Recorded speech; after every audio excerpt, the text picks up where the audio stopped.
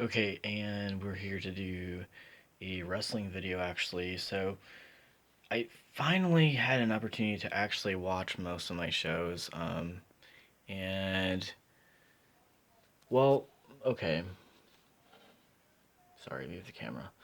So here's what we're gonna talk about. The AEW shows I've watched pretty much all three of them so far. Um, wow, what an accomplishment! Um, I mean, these guys have put in so much time and effort to their matches. We had the debut of John Moxley, formerly Dean Ambrose, at All In. We also had Shane Spears, Ty Dillinger be involved in the company now. We've had a lot of former Knockouts champions showing up. Um, awesome Kong also competed.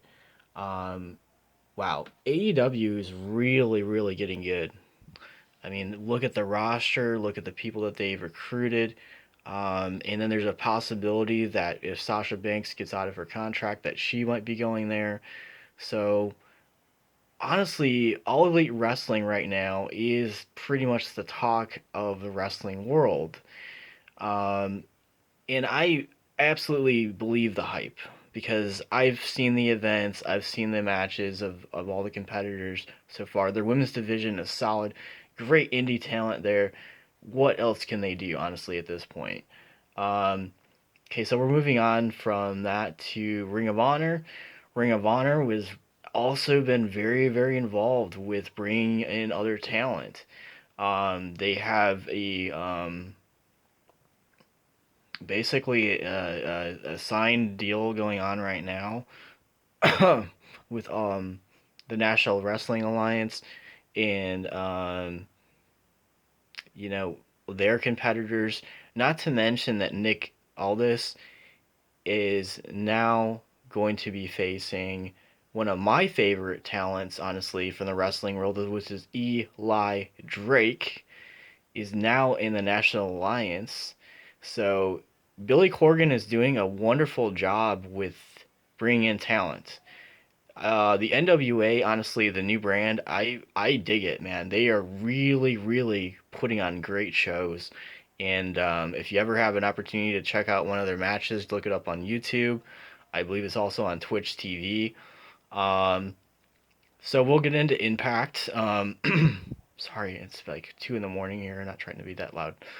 Um, I love what Impact has been doing. Bringing in Van Dam, bringing in Sabu, bringing in all this great talent that was not getting opportunities in former companies. Ace Austin is a great talent for Impact right now. He's really putting on great matches. Um, Willie Mack, again, great talent. They're really using him well. Rich Swann, another talent that WWE dropped the ball on big time. Not to mention that TJ Perkins, is now in Impact Wrestling. Another talent that was wasted on 205 Live. So he's getting the opportunities that he needs to be given. Um, the women's division is so much better now. Tessa Blanchard is just tearing it up. Rosemary's tearing it up. Jessica Havoc is now back for the company. They're really putting on some great shows, honestly. Slammiversary, one of the best Impact shows of the year. And I'm hearing rumors that Taya Valkyrie could be leaving, Johnny Impact could be leaving, Killer Cross is not being let out of his contract, which I'm not quite understanding the reason for that. Um, Scarlett Bordeaux is already a free agent because she was released from her deal. So she might end up in AEW. I don't know. Possibly, NXT, possibly. Um, in the comments below, let me hear from you guys, the fans. Did you enjoy the All Elite pay per views? Did you enjoy Slammiversary? What do you think about Ring of Honor? What they're doing with their partnerships with New Japan now? In other companies. I think that it's good to be a wrestling fan right now. because of all the different talents that are going to different companies. It's really innovation, honestly. So the good thing about WWE finally is we're getting people in charge who know what they're doing. Paul Heyman and Eric Bischoff built companies from the ground up. They understand the talent, they understand what to do to make WWE what it was many, many moons ago. I like the fact that at Extreme Rules you have so much diversity with the pay per view. It's not the same crap. Having a handicap match for the SmackDown Women's Championship, good idea. Actually, I don't find anything wrong with that at all. Um, Now the Raw Women's Championship match, um, which is now I guess Seth Rollins versus Corbin and Becky Lynch versus Lacey Evans, winner take all. I think that that's actually building fans. It's building a different generation. It might be a new attitude era. I don't know. Um, but again, you're also neglecting some of the talent that is in NXT. Because I've really noticed like the last few weeks that NXT has not been up to par like it once was. And obviously because of the talent that's been going from one company or one brand to a different brand, obviously Vince is also talking about having another shakeup before SummerSlam. I think that's a really bad idea. Really bad idea, Vince. Let Bischoff and Heyman control Raw and SmackDown. They're the ones who feel like you're out of touch with the wrestling fans. And I honestly agree with that because why do we have to put up with Shane McMahon on television every single SmackDown? I understand that he's the general manager, but at the same time, why is he getting involved in matches? Why is he even having matches? This guy was supposed to be a general manager, and you're no, just bad, bad, bad, bad. However, um, Raw and SmackDown have actually been a little bit better lately. Honestly, I've watched a few of the previous episodes. I like that AJ Styles reformed the club. I think that that's good for his character. Um, Daniel Bryan back honestly on SmackDown makes total sense as a tag team champion with Eric Rowan. Um, the Intercontinental Championship and the United States Championship, um, eh, vice versa. I think they need to be doing more with both of those belts. That's my opinion. We haven't had a whole lot of mixed matches, honestly, with men and women lately, which is kind of odd. Even though we're having this match at the pay per view. Um, Now, what do I feel like? What would I grade the past few SmackDown shows? Um, Probably a 7, and then the Raw probably a 6.5 on my Richter scale. They're trying to fix things, and I think that Heyman and Bischoff will actually do a fairly decent job with this. They just need to give them the time and effort to try to fix what's wrong here. I do like that they're pushing the younger talent. I like the rivalry with Strowman and Lashley. I think that that's really helping Raw out.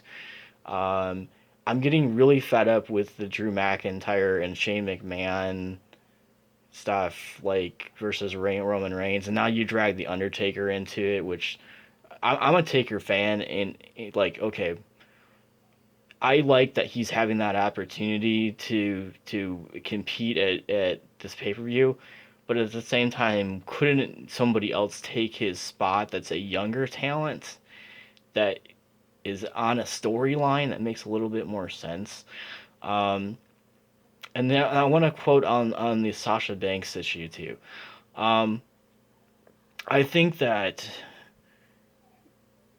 there's a high possibility that she could come back. I'm not saying that in any form of way, but at the same time, she's also extremely disappointed with her situation in the company, and I don't blame her. Um, I also think that now if she comes back, she has to have a match against Bailey for the championship. that opportunity could be completely wasted if they don't go that route. I want to see it. The fans want to see some type of a street fight between those two, maybe going into like SummerSlam. They have to have something to keep people interested in SummerSlam. Um, Now, with the pay per views and stuff like that, I did recently discover that I can watch them on my Roku. So it's not a total loss. I just can't watch them on any other device other than my Roku, which is a huge pain in the ass. Um, the Impact Plus app actually works really well. I've had no issues whatsoever. You can watch previous Impacts, pay per views. You can go all the way back to 2002 and watch like the original Asylum and stuff. I think that's pretty cool that Impact's doing this. I also think that the Ring of Honor app is also something that you should invest in. It's definitely worth it. Um, so what I also want to discuss is how I think that if SmackDown is moving to Fox in October, it sounds like they want a huge name for the brand. So here's my honest opinion. Now, Bray Wyatt has been a huge hit on Raw. Wouldn't it make more sense for him to get traded to SmackDown so that he can build his character and have rivalries against actual decent competitors like Roman Reigns and Elias and you know some of the other talent, Finn Balor, Shinsuke Nakamura.